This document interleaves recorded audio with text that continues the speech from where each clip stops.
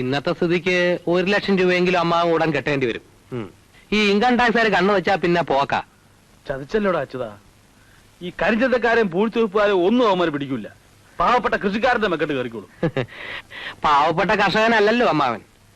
കള്ളപ്പണം ഒത്തിരി ഉണ്ടെന്ന് അവന്മാർ വിചാരിച്ചു വെച്ചിരിക്കുന്നു. ഞാൻ പറഞ്ഞില്ലേ അമ്മാവ, ഒറ്റ വഴിയേ ഉള്ളൂ. ഉള്ള സ്വത്ത് എല്ലാം കടത്തിലാണെന്നങ്ങ് പറഞ്ഞേക്കണം. കാല് പിടിക്കേണ്ടെന്നാ മടിക്കണ്ട. ഈ വക കാര്യത്തിൽ നിന്ന് അഭിമാനം നോക്കിയിട്ട് കാര്യമില്ല അമ്മാവ. അവർ വരുന്നു.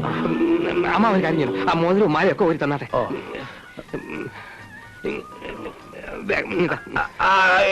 ഞാൻ നീ പൊക്കോ.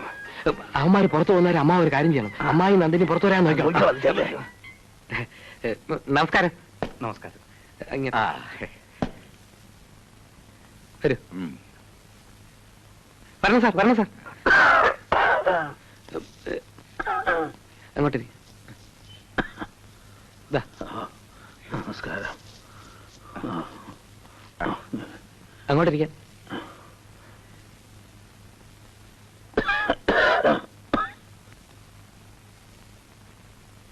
മിസ്റ്റർ തങ്കപ്പൻ നായരല്ലേ? അതെ. എന്താണാവോ വിശേഷിച്ച്? വിശേഷിച്ചൊന്നുമില്ല, പോകുന്ന വഴിക്കൊന്ന് കയറിന്ന് മാത്രം.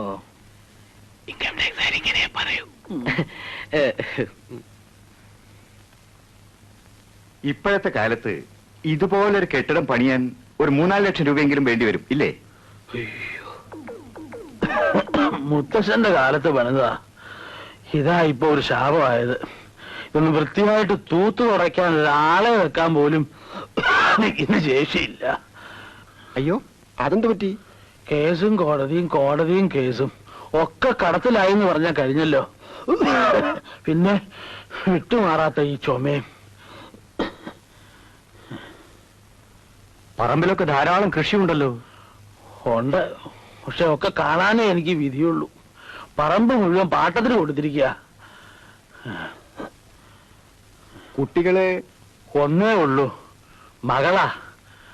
അവളുടെ ചികിത്സയ്ക്ക് തന്നെ വേണം മാസാമാസം നല്ലൊരു തുക. കുട്ടിക്ക് എന്താ അസുഖം? ഇന്നതൊന്നുമില്ല.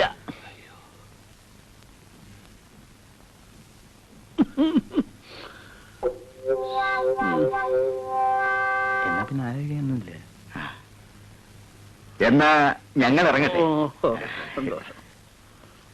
അല്ല, മറയ്ക്ക്. കുടിക്കാതെ പോയി തൊലയിട്ടില്ല.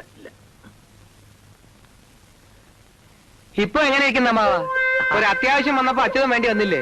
അത് പിന്നെ അങ്ങനല്ലേ അച്യുതാ. നിന്റെ അച്ഛന്റെ കൊനഷ്ട ബുദ്ധിയും സൂത്രപ്പണിയൊക്കെ നിനക്കും കിട്ടാണ്ടിരിക്കുവോ?